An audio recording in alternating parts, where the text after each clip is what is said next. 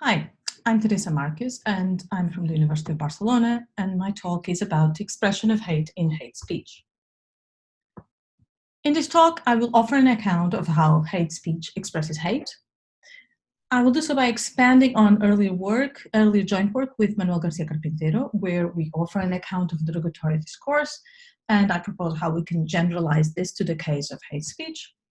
And in so doing, I will combine an account of the illocutionary structure of conversational context and normative requirements that speech makes on context, combining it with recent accounts of the attitudes or sentiments that are expressed through hate speech. So the main claims that I want to make are the following.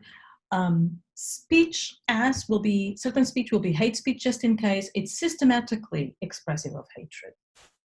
And I propose that the best way of explaining such systematic effects is to rely on illocutionary effects of speech, in particularly expressive speech acts. The notion of systematicity is one that I am borrowing from Ishani's Maitra work on silencing speech. So in her paper from 2004, Ishani Maitra talks about silencing speech that targets women in specific, and she says, to say that silencing systematically disadvantages women might be to say that the social context in which we live is such that there are, in effect, a number of context-specific rules that particularly interfere with women's abilities to make themselves understood. She then went on to say in a later paper from 2009 that to say that illocutionary disablement is systematic is to say, at least, that it occurs in a wide range of contexts and that it's hard to overcome or escape when it does occur.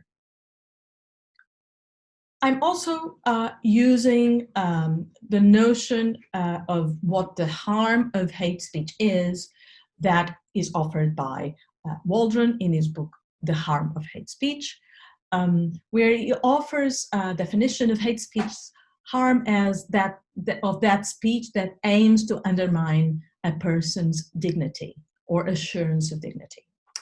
And he says each person, each member of each group, should be able to go about his or her business with the assurance that there will be no need to face hostility, violence, discrimination, or exclusion from others. This basic social standing I call their dignity. By discrimination or exclusion from others, we have to understand unfair or unjust differential treatment and separation of people, because not all differential treatment will be discriminatory unjustly so. So if we put together Maitra's condition of systematicity of speech effects and Waldron's idea of hate speech as speech that aims to undermine its target's dignity, that is, its basic social standing, we can formulate a necessary condition of hate speech. Hate speech systematically aims to undermine its target's social dignity. That means it seeks to undermine the target's assurance of protection from hostility, violence, discrimination, or exclusion from others. Systematicity allows us to rule out some verbal expressions of hate from the category of hate speech, in fact. So here are some of the cases that are going to be ruled out.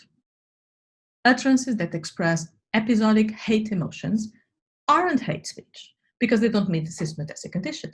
So for instance, imagine two children playing together and then one of the children says, "I hate you," to the other child because the other child doesn't want to go on playing. This does not count as hate speech. It's merely episodic and an expression of being upset, having their desires frustrated, but it's not hate speech, although this child is saying, "I hate you." So what is hate? I'm here going to be relying on a recent review of work on hate as an emotion and as a sentiment by Fisher et al.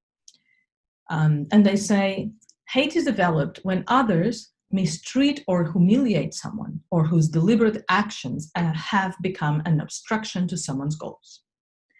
They continued by saying that when individuals experience hate, they typically perceive their hate target as having malicious intentions and being immoral, which is accompanied by feelings of lack of control or powerlessness. Such appraisals are not the result of one specific action, but of a belief about the stable dispositions of the hated person or group.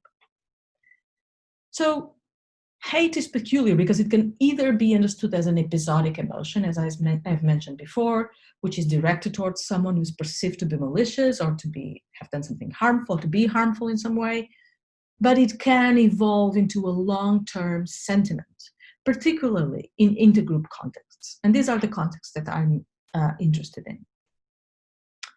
So first, why is it that episodic, non-systematic expressions of hate are not hate speech? Someone who feels hate as an episodic emotion can be hostile or threaten violence against someone whose social standing is in no way threatened. This is not hate speech, even if any hostility and violent threat should be, in any case, monitored. Slightly more complicated case, but it's still possible that someone who feels hate as an episodic emotion directed towards someone else whose dignity is not assured socially because that person is, for instance, discriminated against or has a lower social position. But if that hatred is temporary and is caused by merely personal reasons and not related to the person's social standing, then it shouldn't count as hate speech either. It's the hate sentiment specifically that we should be looking at, the long-lasting sentiment of hatred. This is one which in intergroup contexts contributes to socially organize them into in-group and out-groups, that is, into an us versus them. And these are the dangerous, particularly dangerous cases of hate speech. So it's not episodic hate emotions, but long-lasting hate sentiments that create systematic conditions for hate speech. To recall, from Mitra, systematic speech effects occur in a wide range of contexts and are hard to overcome or escape when they occur. Alperin et al. Say that the hate sentiment in intergroup contexts is a stable, familiar hating emotional attitude. You can call it chronic hatred, which organizes people's social world and helps strengthening the connection of the in-group love, at the expense of various outgroups, outgroup hate. The goal of the hate sentiment is to eliminate the outgroup from the environment of the in-group, for example, through an absolute separation from members of the other group. Now, to understand this properly, we should look at the systematic effects of hate speech that relates expressively to speech in particular. And it does not suffice that hate as a sentiment is, say, a chronic hatred or a familiar, long-lasting sentiment of hatred in a society. It must also be that some speech is expressive of hate sentiments against specific groups, and that the expressed sentiments can update what's common ground, i.e. it can update what's taken for granted, either in society or among the in-group. So I will next offer an account of expressive speech that tries to explain this and offer a positive explanation. So to do this, I will look at work on derogatory language, and then we'll add some further things as we go along. Some authors argue that expressive meanings of pejoratives and slurs of derogatory language are presuppositions. This includes Josep Macià, Philip Schlenker, Bianca Cepolato, and Isidoro Stoyanovich, for instance. In joint work with Manuel Garcia Carpintero, we agree, but only if expressive presuppositions are not just mere propositions that can be accepted as true for canon purposes to be added to common ground. This idea of updates of common ground as just adding propositions won't work for the expressive force of slurs and pejoratives, or for the expression of hate sentiments, for that matter. To understand how what this kind of views propose and why they in themselves are still not sufficient, let's look, for instance, at Philip Schlenker's proposal on the meaning of hunky, which is a pejorative for white people. So a use of the word hunky would presuppose, according to Schlenker, the proposition that the agent of the context believes in the world of the context, that white people are despicable. This would be a clear-cut condition on a Stalnakerian context, but it doesn't capture derogatory content, as Timothy Williamson has argued, for instance.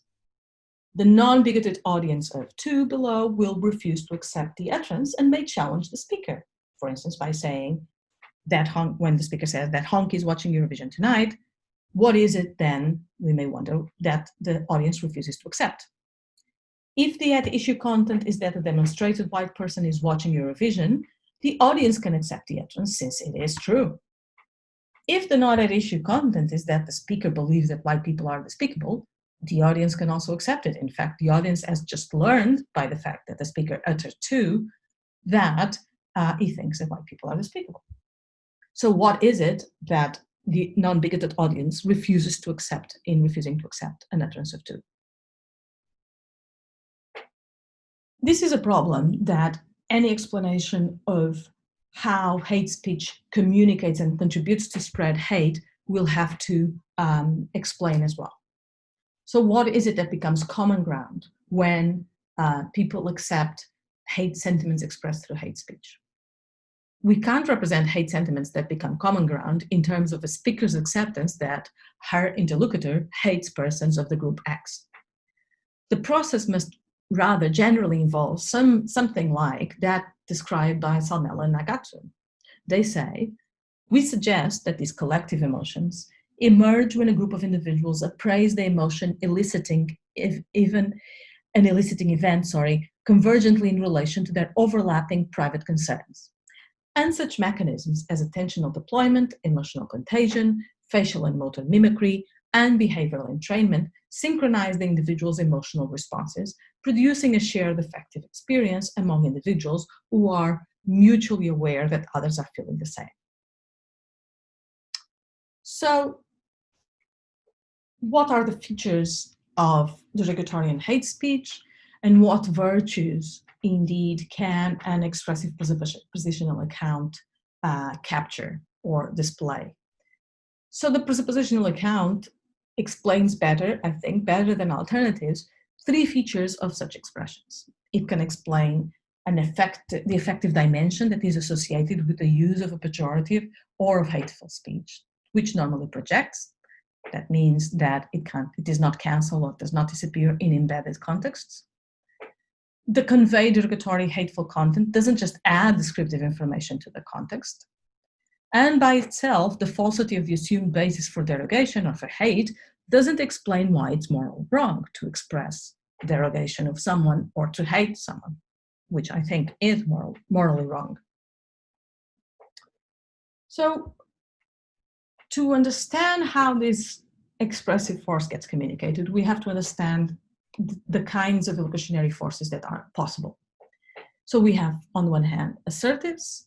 These are speech acts that add propositions that are doxastically, that is, they are like belief-like states that are attitudes that we can take with respect to these propositions, and we come to take them for granted as part of common ground. There are also directives and interrogatives, and these add shared plans and questions and discussions that we want to have answered to our common ground as well. And finally, we have expressives, which add contents that support the sharing of emotional and reactive attitudes by the interlocutors. In felicitous cases, in cases where there's uptake of the speech act that is performed, but there is also an acceptance of the contents and normative requirements of these various kinds of speech acts. These come to update common ground. People come to have shared commitments among themselves.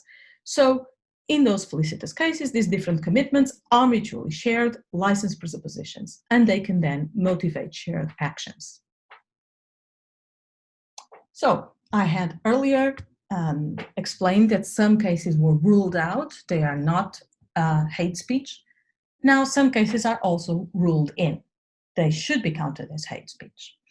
So some discourse can be hate speech due to its illocutionary expressive force and due to the systematic prevalence of hate sentiments against a target outgroup in a wide range of contexts, which are hard to overcome or escape. This will allow to count as hate speech even cases where the speaker does not, in fact, feel hatred towards someone, but it's performing a kind of expressive speech act. As Mitre said about silencing women, there are in effect a number of context-specific rules that particularly interfere with women's abilities to make themselves understood. I will now show you a few examples of historical cases that have lasted for centuries.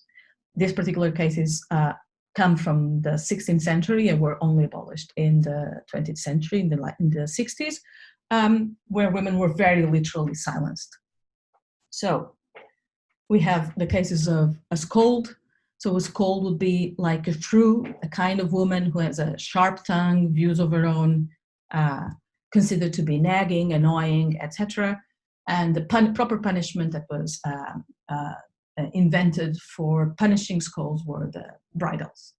So on the top right, you have an image from the book by Federici, Caliban and the Witch, where it illustrates a scold being paraded through the community wearing the bridle, an iron contraption used to punish women with a sharp tongue. She says that significantly similar devices were used by European slaveholders in Africa to subdue their captives and carry them to their ships. As I was saying, the bridles were used until the 20th century, and scolds were legally punished until the 1960s in the British Isles. I'm not sure if in the UK or in Ireland, or both. So this is fairly recent. So what are the requirements, normative requirements, that expressive hate speech makes on contexts, and that get to structure context and to make new shared commitments among speakers? So the normative requirements that hate speech makes on common ground are provided by characteristics of hate sentiments, I believe. Namely, negative appraisals of out-group members as malevolent, malicious, just by being members of the group. Action tendencies that go from revenge, social exclusion, or attacks to the destruction of the target group, in the most radical case. And motivational goals, such as the desire to harm, humiliate, or even kill the target. These are from Fisher et al. as well. In fact, current research on hate fits well with views on emotions as perception-like non-conceptual states with evaluative contents, or of reactive attitudes as sui generis normative states or appraisals. The formal object of the emotion of hate, or the sentiment of hate, the property of being hateful, is not part of the propositional content of the hate speech, but is part of the normative condition that appraises the emotional attitude. So if we want to formulate in a schematic way what the normative condition of the hate sentiment is, that which will get to be accepted in common ground will be something of the form as this normative requirement that one hates group G on account of their having stable negative features F1 to Fn, only if G has those features, and hatred of G fits any group with such features. This makes hate a particular sentiment or emotion, because it might be fit, it might be as an emotion apt against a certain group, but the fact that it's an apt sentiment or fit as an emotion doesn't make it morally justified or morally right sentiment to have. So here's an example of hate speech with a recent slur, TERF. It originated as an acronym, but it has evolved from an acronym into something else, as many other diminutives and acronyms do.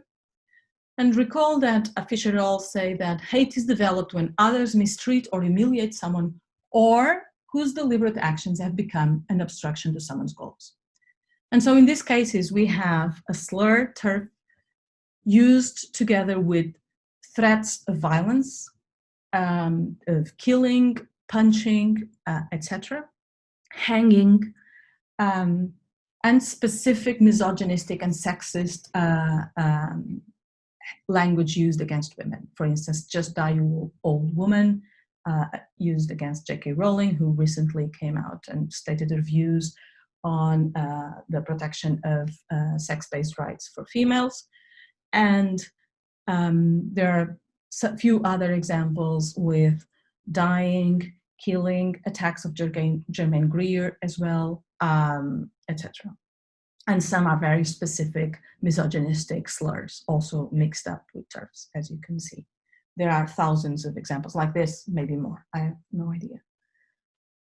So in this particular case, how does the theory explain what the negative appraisal, what the normative requirements are that come with the use of the word, with this particularly very violent, misogynistic language use? So these normative requirements that the speech using TERF makes on common ground are provided by the characteristics of the hate sentiments. As I just said before, negative appraisals of women or older women or radical feminists as malevolent or malicious just by being members of those specific groups. Certain action tendencies that go from revenge, social exclusion, attacks, or destruction of the target group, and motivational goals such as the desire to harm, humiliate, or even kill the target, as is declared by many of these tweets. So after Waldron, these are harmful because they undermine the targeted women assurance of dignity and protection from violence and humiliation. So the account I'm offering is consistent with recent research on how hate spreads from the individual to the collective level and can be shared by in-group members. And recent research also suggests that the increase in hate speech against immigrants or refugees, and in this case against women or particular kinds of feminists, correlates with increase in hate crimes against members of those very same groups. And this is the end of my talk, and I leave you with references that I hope are useful if you're interested, and thank you for your interest.